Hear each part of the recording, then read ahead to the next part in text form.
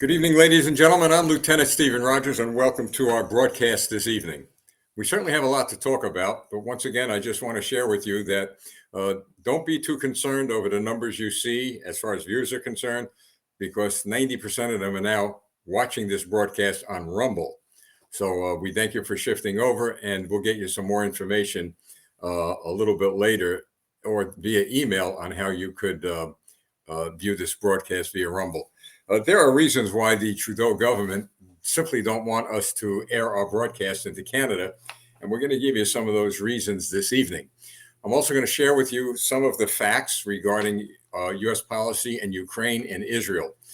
But I'm particularly focused in on Canada because this is the country we committed ourselves to as an organization. The Canadian people are the people who we committed ourselves to early on, perhaps even 2 years ago, who had the courage and the sheer guts to stand up and to fight for their freedom and liberty within the framework of the law. And I underscore that. People of Canada have been very patient, and they have been working within the framework of the law.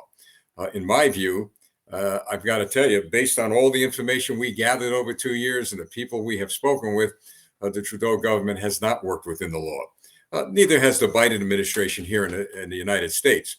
Here in the United States, and I would say probably it's the same truth in Canada.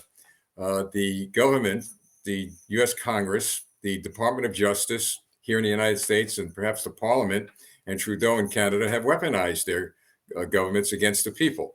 But here in the United States, things are changing, and they're beginning to change rapidly for the good, for the American people. And at another time, another date, I'll share that with you as we move on. But right now, what is going on between the United States and Canada? What's going on is something that we as an organization have said, and I have said over and over and over again for 2 years, that Canada is becoming a national security threat to the United States of America. Not the Canadian people. The Canadian people are freedom fighters. They love their freedom. They love their liberty. They love their individual rights. They love their country, and they happen to love the United States of America. And the United States of America loves the people of Canada. We are joined to the hip, folks, whether Trudeau or Biden or others don't like to hear that or not. We, the people of Canada and the United States of America, are joined to the hip. Now, let's talk about what's going on. As you know, we have been sharing with the American people far and wide, and now, thank God Almighty, it's beginning to take root, that the Canadian government, under Trudeau and under the Liberals, are not friends of the United States of America. And neither, by the way, are the Democrats in the United States of America friends of our country. But the fact of the matter is that when it comes to Canada, well, that's a foreign country. That's on our northern border. That is a true threat to us, and we have the proof. Now, I had to keep quiet for 2 years and take all the heat, the criticism. Well, you don't know what you're talking about. Canada is not a threat. What are you trying to do? Divide our countries, and on and on and on and on. But we knew full well that sooner or later something would happen. Something would occur that would move the people in this country, and particularly our Congress. It goes without saying that the near 50,000 letters that were sent to us certainly have had impact. Believe me, folks, have had impact. And I've got to tell you, they're going to have more impact as we move forward. But what has really had impact is getting the information that we have shared over and over and over again out to not only our congressional leaders, but to the people of this country. And it is taking root, and it is working. Now, I'm going to read a few things to you. I don't like to read when I'm on the air, but I want to make sure that I don't miss anything. We, the Campaign for America, have posted on our website. It's right there. We have two websites, but this is one where our blogs, our commentaries, and our op-eds are. ThePatriotDesk.com. Take that down. You might want to get to it after the broadcast tonight. We just posted a couple of days ago, as promised, a letter that we sent to Representative Mike Kelly, United States Congress Republican from Pennsylvania. Soon, within the next 2 or 3 days, we will be posting a letter that we sent to 13 American state governors along the U.S.-Canada border. Now, why would we pick 13 governors belonging to 13 states on the U.S.-Canada border? Well, here's the reason why. In fact, I'll name them: Alaska, Washington, Idaho, Montana, North Dakota, Minnesota, Michigan, Ohio, Pennsylvania, New York, Vermont, New Hampshire, and Maine. And by the way, that list is going to grow and grow and grow, because what the Canadian government is allowing to happen in their country, spilling over to our country, all 50 states in this country are going to be affected. And we'll get to that at some other time. But let's get to the immediate problem that we're facing. So now, all these governors are receiving a letter from us to do what? We got a request from them that they help us, Campaign for America, that they help us, the American people, and through extension, the good, God-fearing, God-loving patriots of Canada, that they help them address a real serious problem that is now taking root throughout the entire continent of North America. Representative Mike Kelly of the United States Congress of Pennsylvania and Ryan Zinke of Montana, they have introduced a resolution with about 24 co-sponsors, by the way, calling on the Biden administration and the Department of Homeland Security here in the United States to address what? The alarming number, not just the number, folks, alarming, that's their language, not mine, the alarming number of suspects on the terror watch list crossing into the United States, not from Mexico, but from Canada. Could you imagine that? Who would have believed that? Well, a lot of people didn't believe it, but we saw it coming. We knew it was coming. And finally, because of the prayers and the work and the great efforts of the Canadian people with their partners here in America, the United States Congress is going to wake up. Congressman Mike Kelly and his colleagues, especially him, and I believe it's Ryan Zinke, they are chairpersons of the Northern Border Security Committee at the United States Congress. So their entire focus on that committee is the northern border as it relates to U.S. national security. Now, here's what they found out. Here's what Trudeau will never talk to you about, but he's going to be talking to us soon about it, hopefully, and I'll get to him a little later. And those of you in the Canadian Parliament who are liberals who are watching, we know you watch. And those in the U.S. Congress who are liberals and Democrats who are watching, we know you watch. I want you to take this and just think about it. This is fact. According to the U.S. Customs and Border Protection Agency, get this, 85% of all suspected terrorists encountered here in the United States crossed into the United States along the northern border. Now, this includes individuals from where? How about Egypt? How about Syria, Iran, and other countries that may be directly or indirectly involved in the war between Israel and the terror group Hamas? It's also been reported by the Customs and Borders Patrol here in the United States that in August of 2023, that's this year, folks, 55% of all illegal drug seizures by weight at U.S. borders came from where? Canada, across the northern border. Drug smuggling has increased by 596% along that border since fiscal year 2021, including a 26% increase in fentanyl. Fentanyl. Boy, when the American people hear that word fentanyl, they go crazy because that is being used by drug cartel members and organized criminals across this country to kill our young people. But here we go, coming from Canada. Well, I think at some point, folks, and by the way, these stats are going to come in more and more dramatically as we move on. But I think the time has come, and what we're doing here at Campaign for America is we're going to be pushing and pushing and pushing the United States Congress, as we said, to have formal committee hearings on what in the world is going on across our border north of our country. We believe it's important in a very formal way for the United States government to get in touch with the Canadian government and let them know that we have national security concerns over what's going on in their country, especially when there are people on the terrorist watch list who entered our country by crossing their border. Which leads me to this question, Mr. Trudeau and liberals in Canada who are in your parliament. What are you guys doing up there? What in the world are you doing? And look I'll tell you what, I'll be fair. I've got the same question of the liberals in this country and the Democrats who are letting terrorists run all over creation in this country. In fact, we even bust them to some of our cities. But you see, it's backfiring. Maybe you're not getting the news that you should be getting what's happening in this country. But all hell is breaking loose. New York City, for one. The mayor, by the way, Eric Adams, is ready to be indicted. Every blue state, every blue city. The illegal immigrants have pretty much taken control. All the people are moving out. And now the Democrats, they're begging for mercy. They want cops now. Imagine, they were leading the charge to defund the police. Now they want the cops because there's no cops around anymore. But you see, this is going to happen in every country on the face of the earth, including Canada, where you've let the criminals run loose. You let the good guys, put the good guys in fear because you've targeted the good guys and not the bad guys. So I'll tell you what, I'm serious. How is it that thousands and thousands of these people coming from the Mideast are in Canada? How did they get in there first? We know how they got in there. I'll tell you in a minute. How did they get in there and wander around and last so long and attempted to cross our border?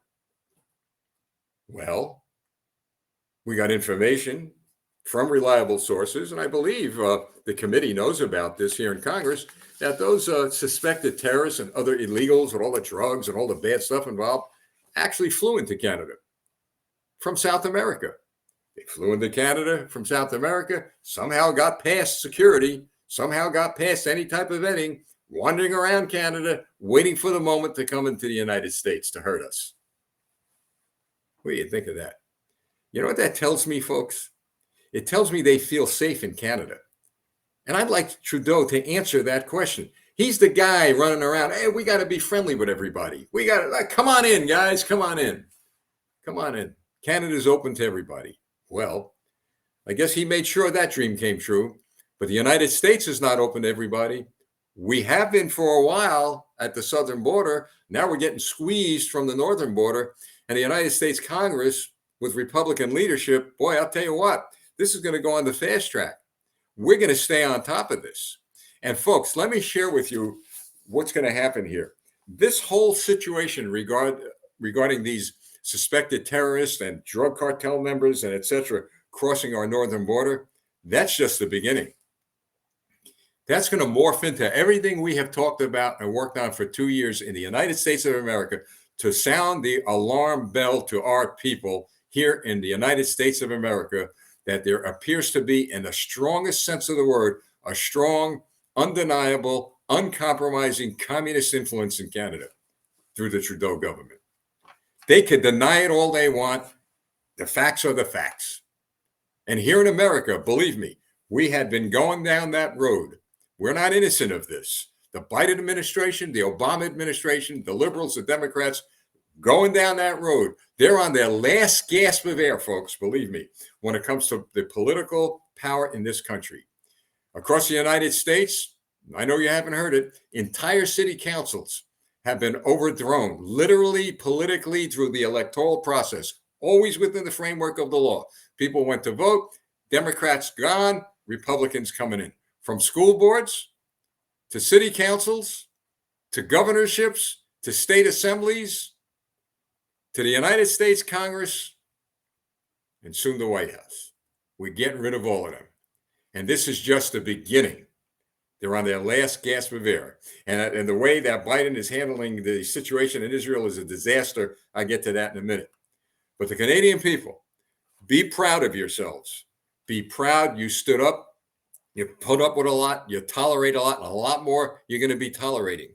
But I will say to you that as you see America evolve to the way it should be, the land of the free and the home of the brave, you're going to follow. You're going to follow, believe me.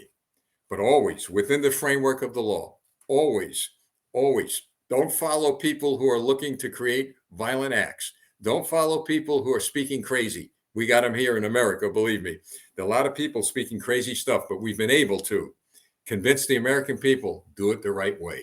That's why we have a Constitution. That's why we have a Declaration of Independence, and it's working. It is working. You got to remember, the left here in America, just like the left in Canada, they want violence. Believe me, folks. They want things to blow up so they can say, look at those people. They're crazy. All they do is commit acts of violence. Well, the acts of violence are now being committed by the left because they can't take it anymore. Work within the framework of the law.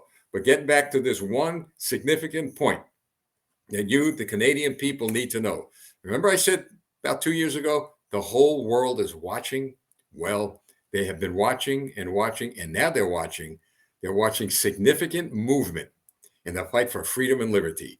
So when this situation regarding this particular topic of our northern border being crossed by these thugs, by these drug addicts, and by these terrorists, and how the American Congress will address that, and the American people will address it, we're going to work very, very hard, and we're working right now to extend this entire issue into freedom of worship in Canada, as well as the United States, freedom of speech, how the police respond in America and to Canadian people who are working within the framework of the law and doing what's right, how the DOJ and whatever the Justice Department you guys got up there in Canada, how they're being weaponized by bad people.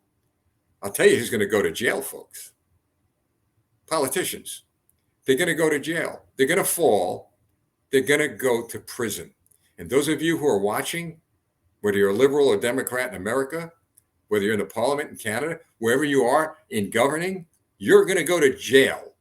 You're going to go to prison, believe me, because of the crimes against people in your state here in America or in your province in Canada. Now, I'm asked all the time, what is this thing? You and Lieutenant in Canada, what is this thing? It isn't a thing. It's a fight for freedom and liberty. I want my country to be safe. And in order for my country to be safe, Canada has to be safe. Yeah, but you know what? We don't hear about Mexico coming out of your mouth. You know, I mean, they're one. You know, they're part of North America. There's a difference. The difference is that the Canadian people are standing up and they're fighting for freedom and liberty, and they're praying, and they're doing everything they could, and they happen to be succeeding in many, many times. The Canadian government, forget about it. They're so corrupt down there. I feel sorry for the people down there. They don't have any choice. Maybe at one point in time, the Mexican people will do what the Canadian people are doing. But the fact of the matter is that there is a leader, if you want to call him a leader, named Trudeau in Canada, who in my view, my opinion, and I have a right to that, is a communist. That's my view, my opinion. Maybe he don't like to hear it. Maybe others don't like to hear it. And I know I get the hate mail from Canadians. That's fine. That's fine. They're going to stop us here in the United States. Biden, I don't think he's a communist. I just think he's got to go away. He's got to leave. He's got to retire. He's got to resign. I don't care what it takes. As long as he goes away in peace and he has a great life ahead. I wish no ill on anybody. But sooner or later, either the 25th Amendment of this country has to be enacted to remove him from office because of his mental state, or he has to be defeated or impeached, go on trial, and removed from office. Which leads me to this, something for the Canadian people and the American people, because we are glued together and we have a lot in common. I was thinking about this the other day, and I'm going to have our team do a little research on this. When is it that politicians are held responsible for their actions? Usually at election day, right? They either get reelected or they get thrown out. But I'm going to have some attorneys I know look into the possibility of filing criminal charges against politicians. Now, I know they're protected. I get it. All right. I get it. Doesn't mean you're prohibited from filing criminal charges against them. Anybody can file a charge against anybody in this country. Whether it goes to court, whether they accept it or not, that's another thing. But I've got some serious questions regarding people who are elected to office and who appear, at least in my view, maybe in the view of the majority of people in their countries or their states, are aiding and abetting the enemy through their lack of addressing the enemies of this country here in the United States, address them in a way that they're going to stop. They're going to stop their attacks on us. They're going to stop their ill-gotten gain. They're going to stop hurting the people of this country. Because when laws are passed, not to benefit the people, but to benefit the bad guys, I think that's aiding and abetting. Here in the United States, we got all these maniacs running around. Look at these maniacs running around with the Palestinian flags. They have nothing to do with Palestine. They're not concerned about Palestine. They're concerned about supporting Hamas. Not a word out of their mouths about the beheadings, putting kids in ovens, chopping off heads. Not a word out of their mouths about the torture and pain and suffering that those Jews went through in Israel. Not a word. But they're out there toting around, blocking traffic, causing mayhem, on and on and on. Now, I'm going to tell you something. The police are dealing with them too softly as far as I'm concerned. But at one point in time, they're going to be dealing with other people. I saw this happen during the Vietnam War. And they'll get a message. And they'll get a message loud and clear. And that should be a signal to law enforcement and these politicians who are trying to be nice guys with kid gloves. You better do your job. Look, we've got to put a lid on a teapot in this country that's ready to explode. And I will do my part. I know people on the air who have some sense, who are not going to let their emotions run away with them, are trying to keep that lid on the pot. But if our government fails to do their first responsibility, duty, and obligation under our Constitution, and that is to protect the people from foreign and domestic enemies, well, then you've reached another level. You should be concerned about that. I am. But in the meantime, we have a responsibility. Those of us in government, out of government, on the air, over here and over there, we have a responsibility to try to lower the temperature. You want to vent? Then vent, folks. Vent. You got to let it out. And I can imagine how some of you feel. But let me just say this to you. When you're watching this broadcast and when you go home and you pray, when you write a letter, when you send an email, you're doing something. You may think you're not doing anything. Every single email we receive, we keep. I read them over and over and over again. I'll be honest with you, I try to get to all of them within a reasonable amount of time, but I get to most of them. And we're keeping them because there's the evidence. And I got news for you, folks. There's another reason why we're keeping all of the information we're getting from Canada, and now we're going to be getting some from Israel, I'm sure, but Canada in particular. At one point in time, when we're finished with 50,000 letters and emails and all that, when we're all finished with it and we've done our job and we could close this chapter in the book of freedom and liberty, I want to turn all of this over to the Canadian people.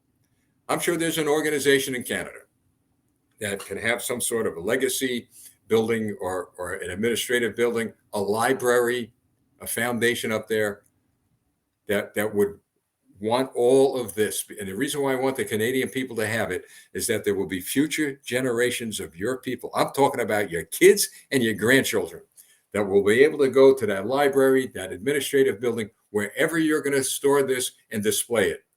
And they're going to find your name somewhere in there. That's what's important about history. We're not going to let this history go by without anybody remembering. So that's why I'm so involved with fighting for the American people, my own country and Canada, because we're glued together. And by the grace of God, we're glued together. So let's keep up the good work, okay? Let's keep on moving on. And, as I said in my Thanksgiving message last week, we can be thankful through the dark clouds and the problems we have in the United States and Canada and around the world. But at least here in the United States, and I know in Canada, folks, the greatest thing to be thankful for, the greatest gift from God to be thankful for is our freedom and liberty. And nobody is going to take that away. They're gifts from God. They want to challenge God? Be my guest. But before you challenge God, liberals, Democrats, enemies of freedom and liberty, you might want to read his book, the Bible. Why? You're going to find out what's going to happen to you. You're going to find out what's going to happen to you. Challenge us, fine. We can do so much. Go to the polls and vote. Do what we're doing. Make headway. But see what he's going to do to you. You don't believe it? Yeah.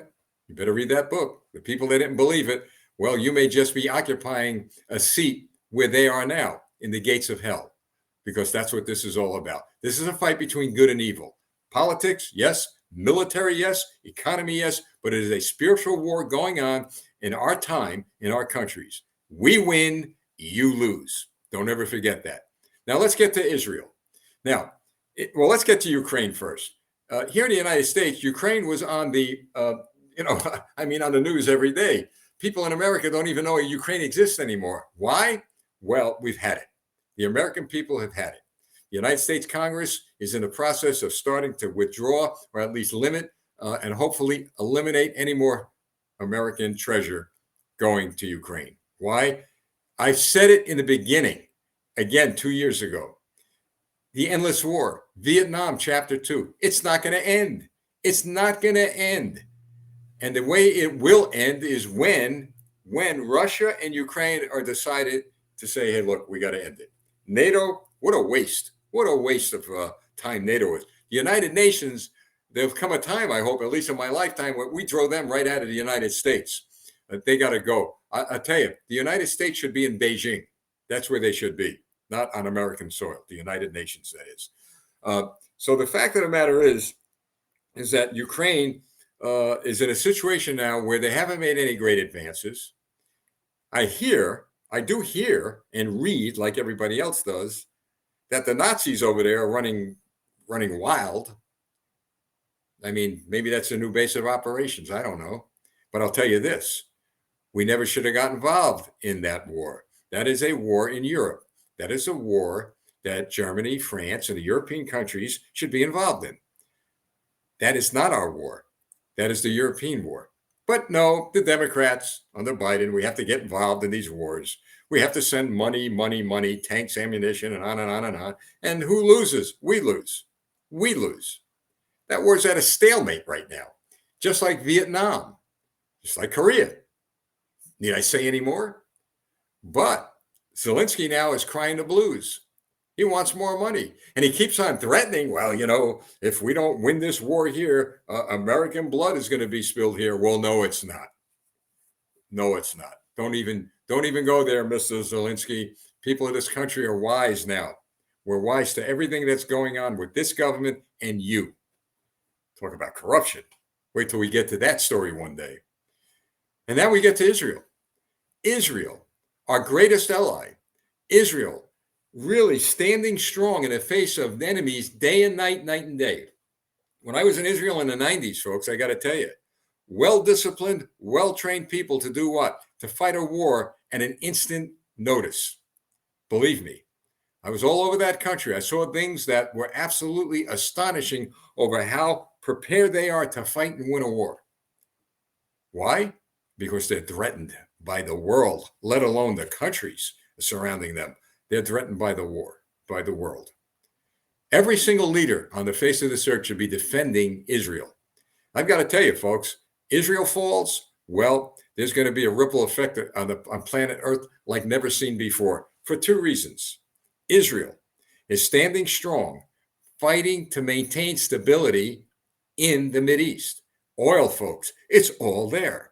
And the reason why the maniacs aren't taking control is because of the courage, the strength, and the will of Israel.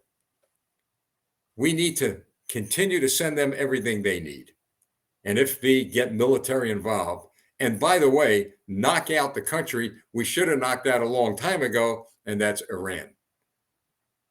Frankly, I kind of think maybe we invaded the wrong country, Iraq. We should have went into Iran. But that might come. Now, their proxies are shooting at American warships. They're out of their minds. Sooner or later, they're going to pay a heavy price. They may think we're scared, well, we're not. I think we should have them pay that price sooner rather than later, but they know more than I do, so we'll leave it at that. But we should never turn our back on Israel. With regard to the anti-Semites here in America, all these protesters attacking Jews in the streets, going after their homes, trying to run them out of their neighborhoods. Every single one of those people attacking a Jew in this country at this point in time, every single one of them, in fact, anybody who attacks anybody, but I'm mentioning Jews because they're the targets right now, they should be arrested and there should be a mandatory sentence of 10 years in prison if found guilty in court. And if you don't belong here, you should be deported, out, gone, just like that. If you're a college student and you're involved in these insane marches, well, you should be thrown out of your university and your name should be put on a list. And I know people don't like what I'm about to say, but this is the way it is. Your name should be on a list so that no corporation will ever hire you. Doctor, lawyer, Indian chief, your name should be on a list so nobody hires you. Well, Lieutenant, this is shocking. Aren't you the free speech guy? Yes, I am. I believe in free speech. And I would say to them, go out, protest, don't block traffic. You have the right to free speech. Don't yell, kill the Jews. Don't put paint and blood on the doorsteps of their homes.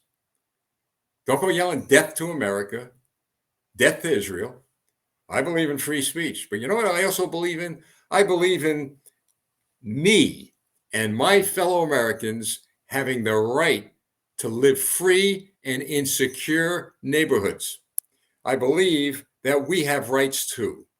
So you don't just have your right of free speech to spew your hate, which, by the way, is against the law in this country. It's biased crimes. Hate crimes are biased crimes. What we don't have are the politicians who have the guts to say what I'm saying.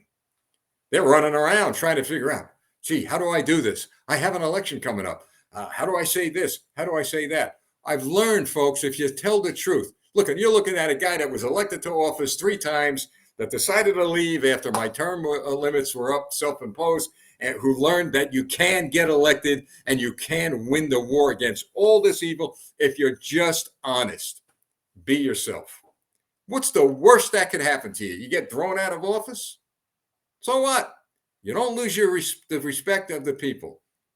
You don't lose your confidence. You don't lose your reputation.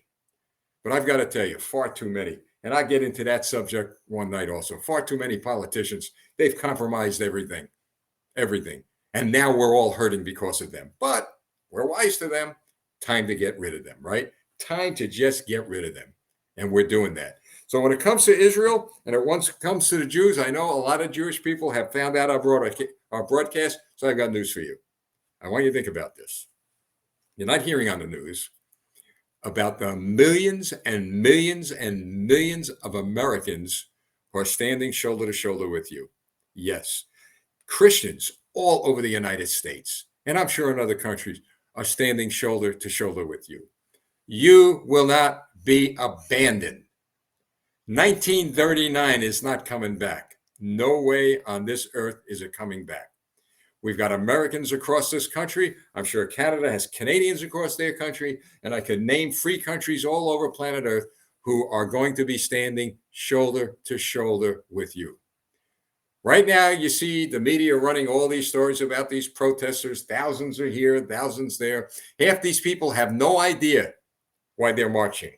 No idea. And by the way, the recent marches in Washington and New York, when the media went to interview some of those idiots, you know what some of them said? Well, I'm here for climate change, or I'm here for this cause. I'm here against capitalism. There was a conglomerate, a mixture of thousands of people there for other reasons, just deciding to stroll along with the people who are supporting Hamas, who are supporting terrorism. Of course, I know people get upset when I say that. Well, you know what? We're not blind. We're not deaf. And the truth hurts. But we're going to stand with that Star of David behind me as we're standing with the maple leaf. And we're going to add more flags as we go along. Because what I've learned over the past month is that more and more and more people are tuning into this broadcast, and others, by the way, looking for facts, looking for truth, but looking for strength. Strength. You know how we get strength? The Bible says faith to faith, strength to strength. And we get it through who?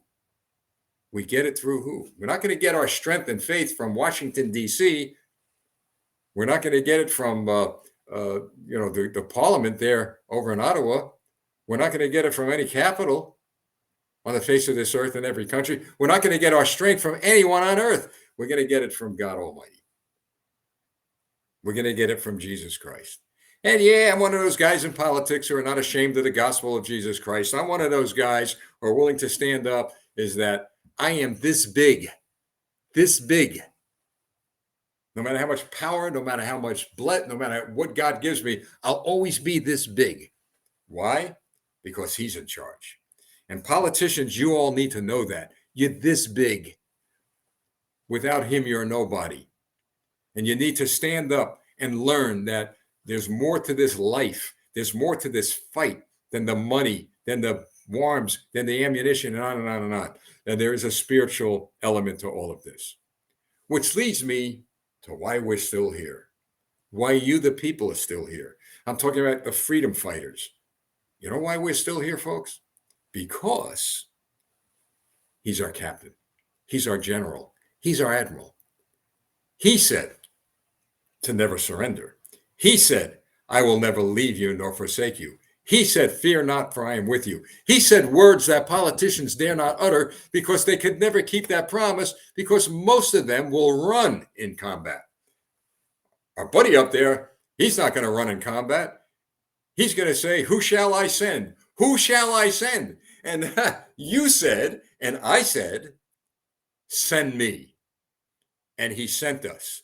You should be proud in Canada, proud in America, proud in Israel, proud as a Jew, a Christian, wherever you are. Be proud that God Almighty is sending you into battle in this day, in this age, because this is our time. This is your time, and this is my time. To fight for freedom, to fight for liberty, to fight for what God has given us, to fight for what he has created, not what man has created, what he has created. Imagine being called not of a governor or a president or prime minister, but being called of God to fight for what he has created, so that future generations of his people will be able to enjoy the fruits of freedom and liberty, the gifts he's given us. What a joy to know that, and what a comfort. Yeah, you're going to go through a wilderness period, many wilderness periods. I go through a lot of them, folks. And I think about, how did this happen? I'm in this darn wilderness again. I'm in this valley. I don't get it. I pray, I have faith, I go to church, I read the Bible, on and on and on. I spend a lot of time alone with God. And yet I run into these problems and these difficulties. Well, the answer to that question is read your Bible. Matthew, Mark, Luke, John, Deborah, Esther, Rachel. Need I mention more of them? Paul and Peter, Jesus Christ himself, all of them. King David, for goodness sakes, all of them went through tremendous amount of pain and suffering and wilderness periods while they were here on earth doing what? Doing what? Answering the call of God to do what they were called to do by God Almighty in the station in life that he gave them. Are you a plumber? Well, he's going to use you. Teacher, lawyer, doctor? Are you an individual who is cleaning all the buildings that other people go into? That's one of the most important jobs in the world. I could go on and on and on, no matter what station in life you're at. Disabled, blind? Guess what? In the eyes of God, you're close to his heart. He'll use you, and he's called you. So no matter where you are, what you're doing, or who you are, he's going to use you. And he's going to use you and not put a price on it. All he's doing is saying, who shall I send? And he's waiting. Hey, anybody down there? Who shall I send? Story in the Bible about that. A whole bunch of people started running away. Hey, who shall I send? And out of that wilderness, and that's the wilderness I'm talking about that you and I end up in many times, because usually that's when he calls. Who shall I send? And finally he hears this. Send me. Send me. From mom, send me. From dad, send me. Aunt, uncle, send me. From the kid, send me. From you, send me. And then he's going to send you with every piece of equipment that you need to fight the good fight of faith. That's why we win and they lose. Thanks for joining me this evening. I'm going to try to get on more often. Frankly, I miss doing this. We've been so busy and running here and there. We're getting close to Christmas, so certainly I'll be on 1 or 2 times before that. But folks, if you go again to this website, thepatriotdesk.com, you're going to see a section that says commentaries, op-ed, information, something like that. You push that button, you're going to go to a section on that website where we got a load of letters and information. We're very transparent here at Campaign for America. Very transparent. You're going to see everything we're doing. We want you to know what we're doing step by step because you're part of it. And one more thing. I know things are tough. People are finding it hard to buy food, to pay bills, to do this and do that. Do yourself a favor. Take a deep breath. Take a deep breath. Look up to the heavens and just say, Lord, help me through these tough times. And he will. He'll help you, folks. Maybe the manna won't come from heaven like it did in Old Testament days, but something's going to come. Peace. Peace is important. Peace of mind, heart, soul, and spirit. But he's going to come through for you. You're still here. He's not going to let you down. So don't let these dark days dampen these days. Don't let the dark days block the light of the blessings of God upon your life that he's given you already. So take that deep breath. All right, take the deep breath, and he'll give back to you. He will. All he wants you to do is give him some time, meaning take some time. Take some time for him. Doesn't cost you a dime. Take some time, hang out with the guy for a while, have that conversation with him. And you know what? You'd be surprised. Believe me, you'd be surprised. All right, folks, so that's it. We'll see you, all right? We'll see you shortly in a week or so. ThePatriotDesk.com, important, where all of the things we're doing is in that website. And listen, email me when you want to. Go to the website. We have contact information form. Send it. I try to get back to you. Hey, do me a favor, too. Put your phone numbers in there if you want. I've been calling people. You should hear them. They're shocked when they answer the phone. In fact, a few people hung up on me, didn't believe it was me. Yeah, I do take time to call people. So we're going to do that, all right? I kind of feel this way when I can. I call him. He answers the phone all the time. Think about that one. So I got to really use that method of working with people. Be accessible, but be sincere. All right, folks, that's it. God bless you all. Take care and see you soon. And where is it? Where'd it go, folks? We don't forget this. Let freedom ring. God bless you all. See you real soon. I'm Lieutenant Stephen Rogers.